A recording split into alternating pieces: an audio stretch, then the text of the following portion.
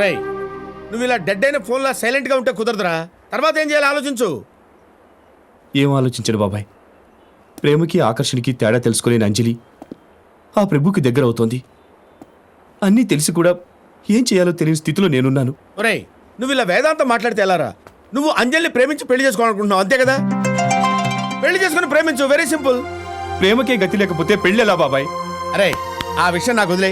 నేను మాధవరావు గారితో మాట్లాడి ఆ అమ్మాయికి నీకు వివాహం అయ్యే ఏర్పాటు నేను చేస్తా కదా. బాబాయ్ నువ్వేమీ వరి అవ్వద్దు. నిజమా? ఆ, ఆయన ఒప్పుకుంటే నేను చాలా అదృష్టవంతుని బాబాయ్. ఒప్పుకోపోవడానికి మాధవరావు గారు మాయరోగమా? 10,000 రూపాయలు జీతం, పరువైన కుటుంబం, అందమైన స్వరూపం. అసలు నీ అంత మంచి మాధవరావు తపస్సు చేస్తే మాత్రం దొరుకుతాడా? రే, నువ్వు ఎప్పట్లో సంతోషంగా ఉండు, మిగతా విషయాలు నేను చూసుకుంటాను.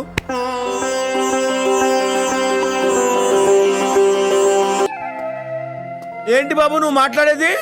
100 ఎకరాల మాగాణి, 50 ఎకరాల కొబ్బరి తోట, 2 ఎకరాల చేపల చెరువులు, 3 ఎకరాల రొయ్యల చెరువులు ఉన్న మావాడిని మీ అమ్మాయికి ఇచ్చి చేయాలా? అవన్నీ లేవని నువ్వేగా చెప్పావు. అప్పుడెప్పుడో చెప్పావండి. ఇప్పుడు మా వాడు చేస్తున్న ఉద్యోగం ఏంటి? బాటా కంపెనీలో ఎక్స్ట్రాండరీ ఉద్యోగం చేస్తున్నాడు. నెలకి 9,999 రూపాయల శాలరీ. అటువంటి వాడు మీ అమ్మాయిని ఎగేసుకొని చేసుకుంటాడు అనుకున్నావా? అది కాదు బాబాయ్, మా అమ్మాయి అంటే అబ్బాయి ఇష్టపడుతున్నట్టు. వాడెవడండి ఇష్టపడడానికి? తొర్రేడు పర్వతం ఇష్టపడాలి, నేను ఇష్టపడాలి. ఆ మాటకు వస్తే తొర్రేడు యావత్తు ఇష్టపడాలి. ఇదిగో నువ్వు తలుచుకుంటే అందరూ ఇష్టపడతారు. ఇక బాధ్యత అంతా నీదే. ఏదో చెయ్యి బాబాయ్, నువ్వే చేయాలి, నీదే భారం. ఏయ్, ఏదో పెద్దరిగా వంట కడుతున్నావు కాబట్టి తప్పేదే ఉంది. నువ్వు వెళ్ళి నేను చూసుకుంటాను. చాలా వెళ్ళు. అరే సినయ్య, బాబాయ్. సినయ్య, నువ్వు ఇక్కడున్నావా? నీ పంట పండిందిరా, అదృష్టం ఎగురొచ్చి నీ ఒళ్ళో వాలిందిరా. ఏంటి బాబాయ్ ఇంత ఆనందంగా ఉన్నావు? ఆనందం అంటే మామూలు ఆనందం కాదురా, పరమానందం, బ్రహ్మానందం. టెలిఫోన్ కనిపెట్టినప్పుడు గ్రహం బెల్ కూడా ఇంత ఆనందపడి ఉండడురా. ఇదిగో ఈ స్వీట్ తీసుకో. అసలు విషయం ఏంటో చెప్పు బాబాయ్. మామూలు విషయం కాదురా, అంజలి ఫాదర్ మాధవరావు గారు నీ పెళ్లి కొప్పుకున్నాడు రా బాబు. బాబాయ్ వదలండి. సారీ అండి, ఆనందం ఎక్కువైనప్పుడు పక్క వాళ్ళని కౌగలించుకోవటం మా తొర్రేడు వాళ్ళకి అలవాటు. మంచి అలవాటే. చిచి. ఒరేయ్, నువ్వింకా ఆలస్యం చేయొద్దురా. వెంటనే మీ అమ్మని పిలిపించు, అంజలి మెడలో తాళి కట్టు. దిల్ చాతా హై.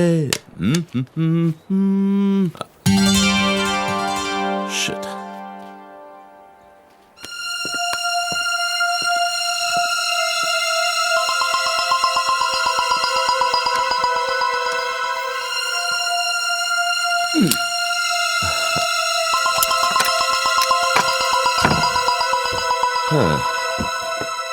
ఈ సీన్ గాడికి ఏదెక్కడ పెట్టాలో కూడా తెలీదు.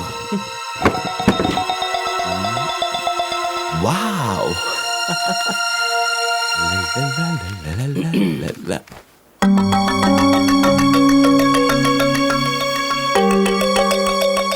ఏంట్రా, నేనేదో దొంగతనం చేస్తున్నట్టు ఆ చూపు? నాకు డబ్బు అవసరమైంది, అడగడానికి నువ్వు లేవు. తర్వాత అడ్జస్ట్ చేద్దామని తీసుకున్నాను. ఇన్నాళ్లుగా తీసుకోవటమే తప్ప ఒక్కసారైనా నువ్వు అడ్జస్ట్ చేసావురా? ఎన్నాళ్ళిలా మాటలతో మోసం చేసి బతుకుతావురా?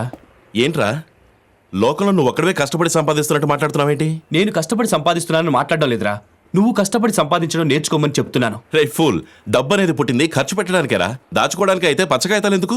చిత్తకాయతాలే దాచుకోవచ్చుగా. నీలాంటి వాడు డబ్బుని దాచిపెట్టి ఇన్సల్ట్ చేస్తుంటే నాలాంటి వాడు దాన్ని ఖర్చు పెట్టి గౌరవిస్తుంటాడు. అంతేగాని కష్టపడి సంపాదించావు, అంతేనా? ఈ మాటలతో గారడీలు, అబద్ధాలతో కాలక్షేపం చేయడం వల్ల టెంపరీగా సుఖపడొచ్చేమో కానీ పర్మనెంట్ గా సెటిల్ కాలేవురా. లైఫే టెంపరీ అయినప్పుడు పర్మనెంట్ సుఖం గురించి ఆలోచన ఏంట్రా? కావచ్చు, కానీ పరాయి వాళ్ళ సంపాదన ఖర్చు పెట్టే వాళ్ళని పారాసైట్స్ అంటారు. తాతలు తండ్రులు సంపాదించిన ఆస్తుల్ని తగలేసే వాళ్ళని వ్యక్తిత్వం లేని వాళ్ళు అంటారు. రూపాయి ఖర్చు పెట్టే ముందు ఆ రూపాయి సంపాదించడం ఎంత కష్టమో తెలియాలి. మనిషి పుట్టినందుకు మన డబ్బు మనం సంపాదించుకోగలగాలి, మన బతుకు మనం బతకగలగాలి. అర్థమైందిరా, నువ్వేంటో నాకు పూర్తిగా అర్థమైందిరా. నీలాంటి స్వార్థపరుడు నా ఫ్రెండ్ని చెప్పుకోవడానికి సిగ్గుగా ఉంది. లుక్, నీ మీద ఆధారపడి బతుకుతున్నట్టు మాట్లాడుతున్నావు కాబట్టి చెప్తున్నాను. నేను తలుచుకుంటే 1 వీక్, విత్ ఇన్ 1 వీక్ నీకంటే మంచి జాబ్ సంపాదిస్తాను. అలాగా? అయితే వెంటనే తలుచుకోరా. నువ్వు ప్రేమికుడు అయితే నిన్నెంతగానో ప్రేమించే అమ్మ నేను సంతోషపడతాం. అంటే నేను ఉద్యోగం సంపాదించలేననేగా నీ ధీమా? ఓకే, ఈ ప్రభు అంటే ఏంటో నీకు త్వరలోనే చూపిస్తా. బాయ్.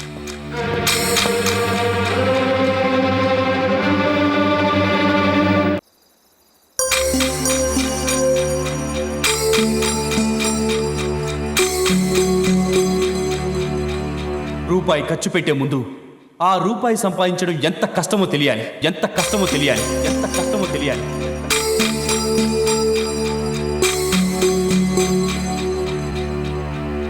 రీసెంట్గా బాటా కంపెనీలో మేనేజర్గా జాయిన్ అయ్యాను. అన్నట్టు మా ఎండి గోపీనాథ్ గారు చాలా మంచి బిలియర్డ్స్ ప్లేయర్ రా, చాలా మంచి బిలియర్డ్స్ ప్లేయర్ రా, చాలా మంచి బిలియర్డ్స్ ప్లేయర్ రా.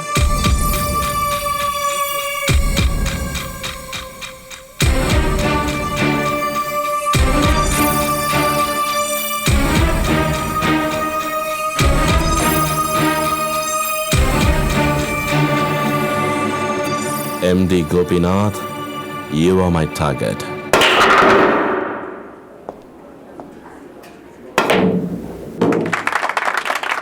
Thank you. Wonderful.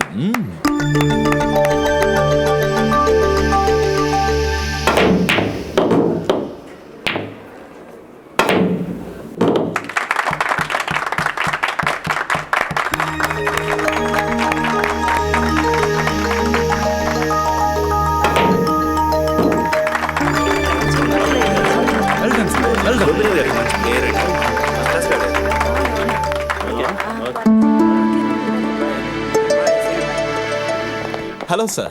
Hi. Fantastic sir, excellent. Thank you. ఈ రోజు మీ గేమ్ ని ద గ్రేట్ ప్లేయర్ గీట్స్ అది చూస్తే హ్యాట్స్ ఆఫ్ అనాల్సిందే. Thank you. What a perfect strike. Thank you gentleman. మీరు ప్రొఫెషనల్ ప్లేయర్ కాదనుకుంటాను. ఎస్, మీకెలా తెలుసు? ప్రొఫెషనల్ అయి ఉంటే ఈ పాటికి నేషనల్ ఛాంపియన్ అయి ఫేమస్ అయి ఉండేవారు సార్. ఎస్ బిజినెస్ వల్ల ఆటకి పూర్తి టైం స్పేర్ చేయలేకపోతున్నాను, అంచేత హాబీగా పెట్టుకున్నాను. Come on, take your seat mister Prabhu. Prabhu. Thank you sir order please. Two coffee. Okay sir. Sir. ఒక విషయం చెప్పనా, బిజినెస్ అనేది ఎవరైనా చేయొచ్చు, కానీ కొన్ని స్పెషల్ టాలెంట్స్ కొంతమందికే ఉంటాయి. సచిన్ కి బ్యాటింగ్, అమితాబ్ కి యాక్టింగ్, లతాకి సింగింగ్ దేవుడిచ్చిన గిఫ్ట్ సార్. వాళ్ళలాగే మీరు బిలియర్డ్స్ ఆడడం గాడ్స్ గిఫ్ట్ సార్. ఇది స్పెషలైజ్ చేయక ఏదో బిజినెస్ చేయడం అన్యాయం సార్. నిజమే అనుకో. అసలు ఏ టాలెంట్ లేని వాళ్ళు ఎంతో మంది చేస్తున్నారు సార్ బిజినెస్. ఫర్ ఎగ్జాంపుల్, నేను కెనడాలో పనిచేసిన కంపెనీ ప్రొపరేటర్స్ అలాంటి వాళ్ళే. కెనడాలోనా? ఏ కంపెనీ? Leather company. అక్కడ నేను సూపర్వైజర్ గా పనిచేసేవాడిని. రీసెంట్ గా రిజైన్ చేసి వచ్చేసాను. Very interesting. ఎందుకు మానేశారు? నేను ఫ్యాక్ట్స్ మాట్లాడడం వాళ్ళకి నచ్చలేదు, వాళ్ళకి నచ్చకపోవడం నాకు నచ్చలేదు. ఏమిటా ఫ్యాక్ట్స్? కంపెనీ కాన్ఫరెన్స్ లో వరల్డ్ లో బెస్ట్ లెదర్ ఏ కంపెనీ ప్రొడ్యూస్ చేస్తోంది అంటే నేను ఇండియా అన్నాను. మా కంట్రీలో పనిచేస్తూ మీ కంట్రీని పొగటం ఏంటి అని మండిపడ్డారు. పొగటం వేరు, ఫ్యాక్ట్స్ వేరు అన్నాను. అయితే నీ జాబ్కి రిజైన్ చేయి అన్నారు, చేశాను. నేను చెప్పింది facts. It's Bata number 1 in India.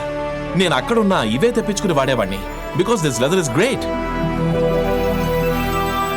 Oh sorry sir, నేను బిలియర్డ్స్ మించి బాటాకు వచ్చేసాను.